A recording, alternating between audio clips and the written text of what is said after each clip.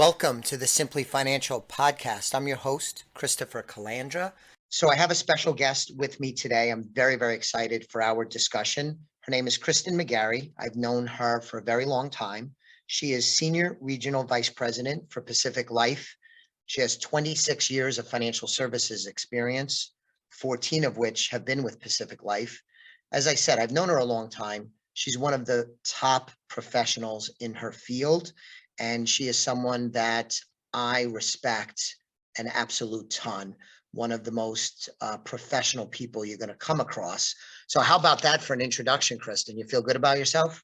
I absolutely love it. And I feel great about myself right now. So obviously, listeners, I'm a man. And if you hear Kristen, she is a woman. I wanted her to come on the show to talk a little bit about business from a woman's perspective, especially in a corporate environment, which I'm not in, but I'm curious about. And because of her experience and her success, I thought that she was ideally suited to talk about these topics. So if it's okay, maybe we could kind of jump right in, Sounds great. Kristen. And from a woman's perspective, in your experience, what are a couple of keys, maybe 3 keys to success in business, especially in a corporate environment? What do you have for me? Yeah, I would say the first one is highly motivated. Highly motivated that you want to go to work every day and be the best that you could be, would be the first one. The second one, and I say this as I've been in this industry 26 years now, but be a student of your practice. Keep learning how you can become better and how you can become more efficient. And then the third one would be being organized. Being organized is going to help you accomplish more of your goals and not miss any opportunities. So that's great. Maybe we could talk a little bit about each of them. I want to share maybe some of my thoughts, but highly motivated. So is that the same thing as driven to be successful, or is it more pride of a job well done? And I ask because I think, and this is one of my personal biases, Kristen, is that this idea that find something you love and do that, and then you'll never have to work a day in your life. Personally, I don't subscribe to that. I think that's a little Pollyanna, but you can find work that is fulfilling and hardworking. Hardworking individuals could have a lot of success and live a nice life. I don't know if everybody necessarily needs to love their jobs. And maybe you disagree with me, but can you fill in a little bit of the blanks in terms of motivated? Are we talking about driven or pride? What kind of adjectives do you mean by motivated? I think both. And I do agree with you that I don't think it's the world where every day you think of like, this is the best job in the world, but a job that you're excited to go to, that you want to be the best you can possibly be in that job.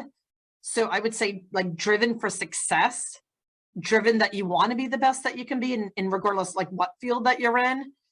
But I would also say driven in the aspect that you want to know that you can achieve. So I guess a little bit of both. Gotcha. And in terms of student of your craft, I think in today's fast changing world, and I believe this was always true, it's certainly true now, you have to adopt a posture of lifetime learning, I think. And I believe that's what you were speaking to. You need to learn your craft, and you need to be open to change and new technology, new ways of doing things. It amazes me how I come across people in my life professionally and personally that they work someplace, and sometimes it could be entry level, and you might excuse maybe a little bit of ignorance, but even people at high levels of organization, they don't know much. It's shocking. And I don't want to sound like an elitist jerk, but I think a lot of people don't practice what you're talking about and really know their craft. This is advice though so far that is for both men and women, right? Do you find that women struggle with these first 2 items more than men? Of course, we're stereotyping. Everybody is different. We're just talking in generalities. But do you find that these 2 are something that a lot of women could work on? I do. I definitely do. But I think the second one, because there's been so much change, and I know we're going to talk in a little later about work-life balance and so forth.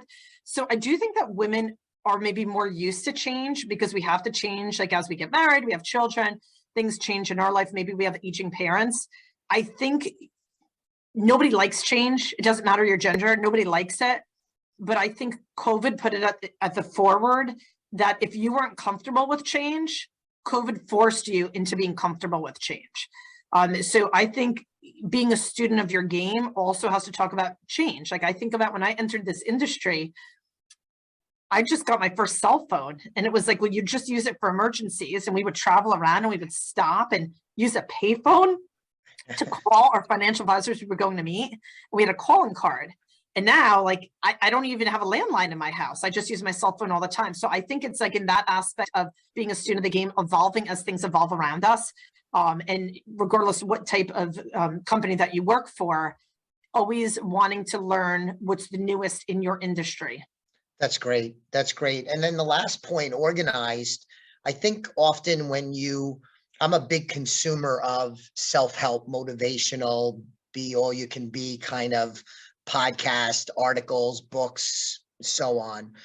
I think what I've learned over my 26 years of experience, or maybe it's longer than that now, it's 29. I'm not as young as you apparently, is I've become much more hyper-focused on being organized and efficient than I did when I was younger. And it seems to me that there's a little bit of a gap between what priority being organized should be given when thinking about success and that highly motivated concept you spoke about before. Because if you're organized, it becomes easier to achieve. When you're chaotic, and some people are predisposed to organization more than others, but I'm a little surprised that you had that on the list. Why do you have that on the list? Because I think specifically for women, if you're not completely organized, it could be extremely difficult. And I say that as your listeners probably don't know, but I am married with a 10-year-old daughter. So if I'm not completely organized in my work life and my family life, we'll miss so many opportunities in work and in my personal life. So I think for women specifically, I think we do a good job of it, but we have to be a lot more organized. I think of my husband, and we have this family calendar, and he's okay with a family calendar, but I virtually put the family calendar together every month, and I run the family calendar, and then he'll ask like, oh, well, what day does our daughter have basketball? And I'm like, well, she's had it for like the past, 4 weeks at the same day, the same time. And I say that in jest, but I think that there's a lot of females that feel that way. So being extremely organized helps me not miss any opportunities in work, but helps me be as efficient as I can in my work life, but also in my personal life. No, that's great. And when I said I was surprised, I'm not surprised that it's important. I'm surprised that often in a top 3 kind of conversation, it wouldn't necessarily come up, but I'm impressed because I think about my success over the last couple of years.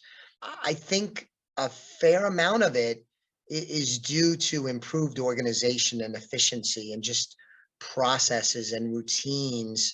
Absolutely. So I'm glad, and I see what you're saying, because for my viewpoint, I might get myself in trouble here because I'm a man going to give an opinion on women, is that by and large, again, stereotyping, generalizing, is women often have way more to juggle priority-wise than men. Yes. I know in my personal life with my wife, I have a lot of responsibility and I have a lot of pressure on me running a business and all that goes into that. But mostly I have just a few things that I really need to take care of. And Joelle is not a career woman like you are, but her list of priorities and the juggling she has to do is so much longer. And she wears so many more hats than I do. I could see where organization would be really important, whether you're career oriented or not, just family work balance. I could see how that's super important. Did I say that in a way that won't get in trouble? Correct. Yes. I don't think you'll get in trouble for that. All right, good. So the next question I wanted to ask you, and I said at the beginning that one of the reasons why I want to talk about this is it's very timely. And it gives me a chance to talk to you, and you're so impressive. So this is cool stuff just on the face of it. But my daughter, Marissa, who you've met, she's graduating from college in May, and she's going to go into the business world before too long. And I would like to hear from you, and I think my listeners would benefit from hearing from you in terms of what advice would you give to her and other young women who are starting or are early in their careers? So I would tell them to find an industry that fascinates them, that they're excited about, and that they enjoy. It might not be, the dream job, but it's something that they're interested in. Work hard. I do believe hard work is rewarded. So if you work hard and you stay focused, you'll move up in the organization, but be patient, because I know that we have a lot of younger individuals out there that if they don't get moved up within a year or 2 years, they want to move to a different company. And I would just say to make sure that they work hard and they stay focused and have a great work ethic and be patient. And I really do believe that individuals like that will be taken care of and be promoted to more opportunity. Now, in the corporate world, there are a lot of industries and companies that have specific initiatives to attract female talent and also to cultivate the talent that they do to have them grow in the organization to higher levels of, management and the like. If you were a woman that was starting out in your career now, would you necessarily search specifically for companies that have this out front, or would that be not really an important criteria when you were searching for companies and opportunities? Chris, that's an awesome question, because when I got an industry, that wasn't an option. Yeah. So if it was between two companies and one had a mandate and a focus on women versus the other, I would go there because you would have a quicker opportunity to get promoted, right? They obviously have a focus and they want to help cultivate women and get women, up through the ranks quicker. So I would definitely be more inclined to look at a company like that versus the latter. And I know that and I don't want to speak out of school, but I know that there are certain mandates now at many company boards to have a certain percentage of them diverse, female, and so forth. So I definitely think that right now is a great opportunity for women entering the workforce, but I definitely would lean more towards a company that was focused on that, because I think there'll be more room for advancement. Excellent. You said in your first point, find something that you're fascinated with, I think was the term you used. And I got to say, I haven't heard that word used in conjunction with this conversation, but I love it because, as I said before, I reject the conventional wisdom that find something you love and you never work another day in your life. I do appreciate the word fascinated. I think that's a better way to kind of capture it. Find something you're curious about, that you want to learn more, that you want to be involved in, that you would feel good about being a part of. And that word fascinated, I think, is a great choice. Is that something this is a silly way to ask it, but did you come up with using that term on your own, or did you, read or No, steal it from someplace else? I don't mean steal in a bad I way. definitely borrow stuff, but no, I came up with Yeah. that on my own. And that's kind of how I ended up in this industry, was that and I'll talk a little bit later about it, but I always enjoyed talking about investing. I remember when my parents had an anniversary, I think I was 10 years old, I bought them a share of stock. So I always found the investment industry fascinating. So that's what drove me here. I think, so I came up with the word of my own, but I think it's something that, to your point earlier, if you find it fascinating, you want to learn more about it. You want to work harder. You want to be, a student of the game. So I think that kind of all goes together. Very good. You mentioned that when you entered the workforce, there wasn't necessarily, at least outwardly, initiatives to attract women into the workforce and cultivate female talent. Would you say that it's gotten easier to be a woman in the business world? Now, listen, we're in the financial services industry. I know your husband, Kevin, who's been a guest on the show, a great guest on the show a couple of times, is in the same industry. My brother's in the industry. A lot of the people I know are in the industry. And historically, it's been dominated by men. Even today, Kristen, I'm a certified financial planner. And I think only about 13% of the certified financial planners in the country are women, which is a very low number. Yeah. So you're in an industry that is still probably a little behind the curve in terms of female talent, but it certainly was more pronounced back when you started. So has it gotten easier to be a woman in the business world? And if so, how? I think so. When I started, and I mentioned this earlier in New York City, I worked at Smith Barney, and it was me and a female roommate. We were on an inbound call center, and then it was mainly all men. And I felt that the industry has definitely hired more women over time. I also feel that women have evolved. I was with my parents over the holidays, and my mom is 78 and my dad is 84.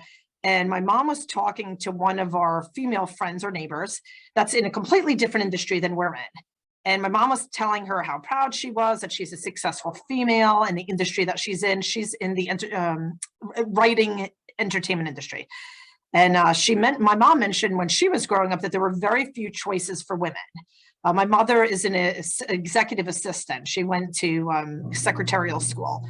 And I think about that, and there were very few choices of like what she could do that when she wanted to work. So my parents were very encouraging when I was growing up to be able to work in an industry that I wanted to work in. And I kind of like alluded to this earlier, but I always enjoyed investing. I was really excelled in math. I found the stock market interesting. So I went into finance. And a little known thing that you didn't know about me, and I think is interesting, is I went to Marist College. I was a finance major. And I had two professors that continued to encourage me, which were fantastic. And out of that, I was the first intern at the Museum of American Financial History in Wow. New York City. And it still exists there today. Very cool. I didn't know that. That's a nice accomplishment early on in your career.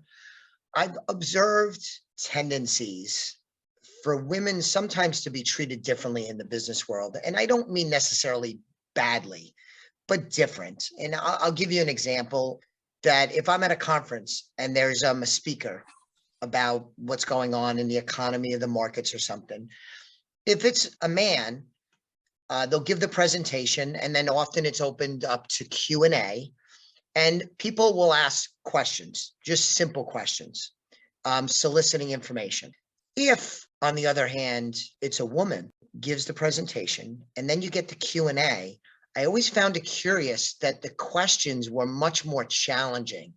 And I always believed, and I'm not some super feminist kind of guy, but I always assumed like the questions were more like the underlying assumption was, maybe you don't know what you're talking about, or maybe you're not qualified, or maybe I know more than you. The question just had more of a tinge of a challenge Yeah. that you wouldn't necessarily get from a male speaker. And it's a small thing in the whole scheme of things. But that's the example I have, and that's really why I wanted to ask you the question, because you've been in a gazillion meetings with all different kinds of people. You've spoken to large groups, one-on-one meetings, you've met with clients, financial advisors from all different ages and levels of success. So that's the origin of the question. First off, have you ever observed my little quirky example? I have, but I would say it has definitely been some time. I'm not talking COVID, I have years ago, but I think things have evolved a lot. I would say for myself, I don't run into that now. I've been at my current firm 14 years, and most of my clients have known me, 14, 15 years, and on both sides have been treated fantastic. But I would say early in my career, absolutely. And that was 26 years ago. I would say between, promotions of people getting promoted at firms, or events or outings, I did see women treated differently. And I'm glad that it's changed. I mean, one thing that I've seen over the years now, I am a golfer, but I wasn't a golfer 26 years ago, there was always a golf event, but there wasn't necessarily something to cater towards women. So it was either you went to the golf event or you didn't go to the golf event. Now a lot more women play golf, but now there's also different types of events that women might be interested in attending. So I've seen that change a lot over the years, but I do agree with the statement that you made. Yeah, I think, I've been around a bit, and I think you're right. And you see less of it. And I think there's an age component to this, to be fair. And that's, again, not an exclusive statement that's always correct. But I think, generally speaking, older generations might be more prone to that kind of thinking.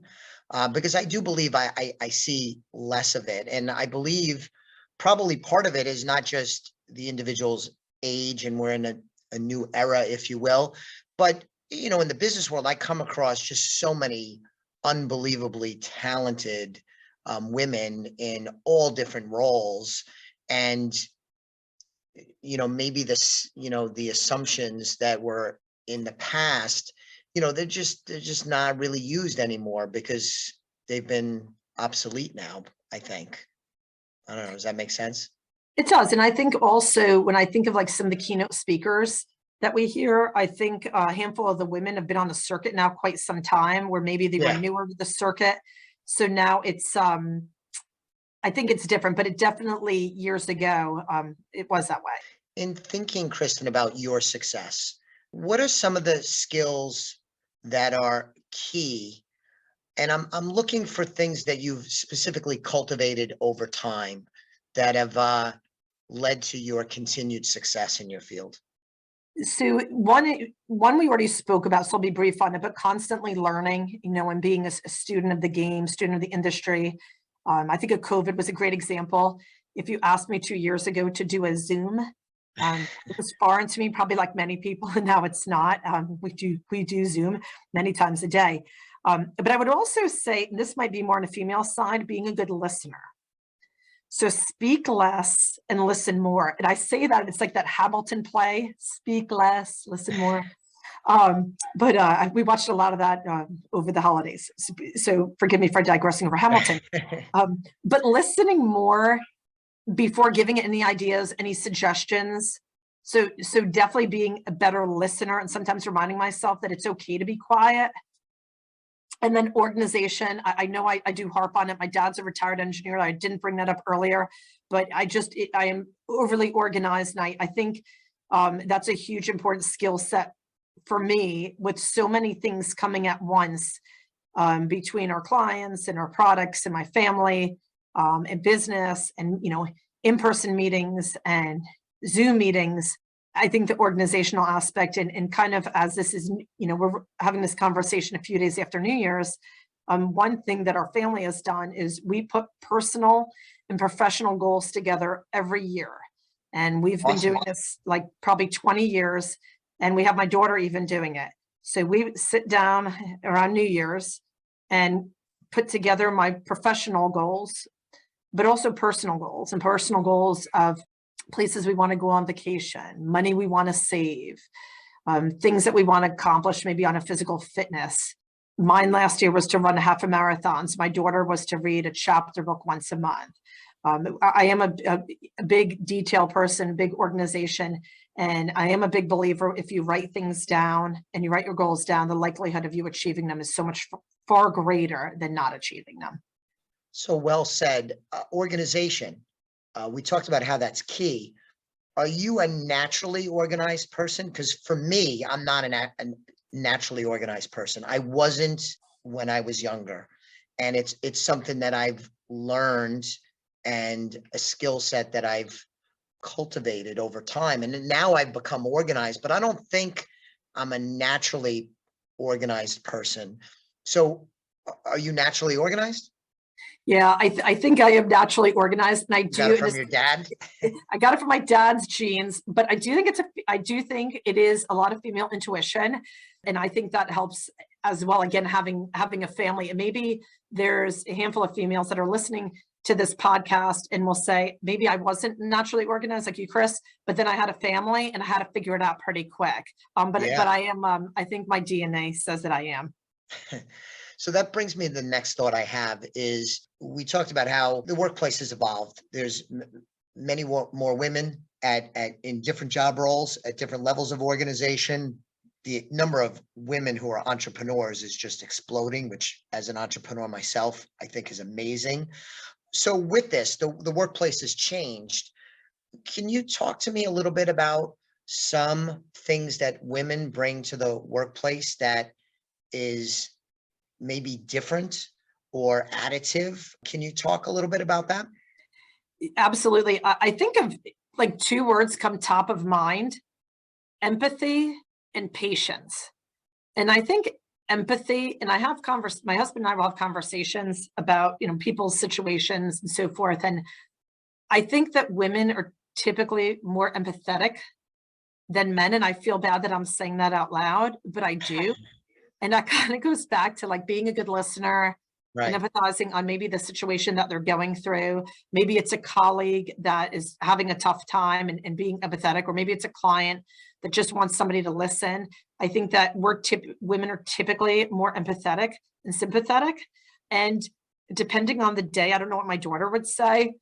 A lot of times we could be viewed as more patient to a point, but patient in the business world, that maybe do we put up with a little bit more? Do we give somebody a little more runway or leniency?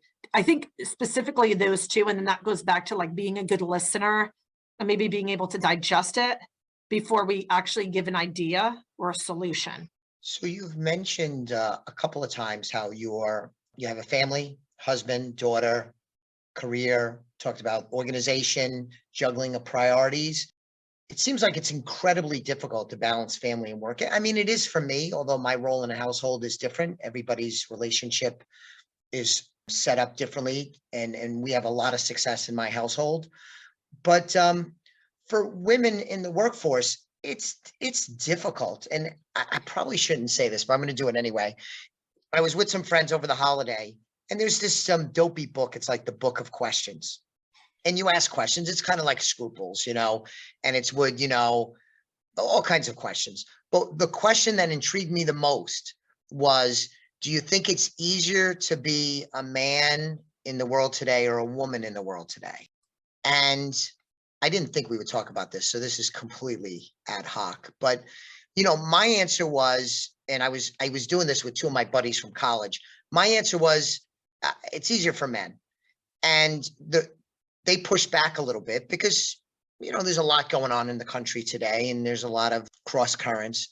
But my point was, listen, today, because women are moms and have that, biological role, that just inherently makes it more difficult. There's just no way around it.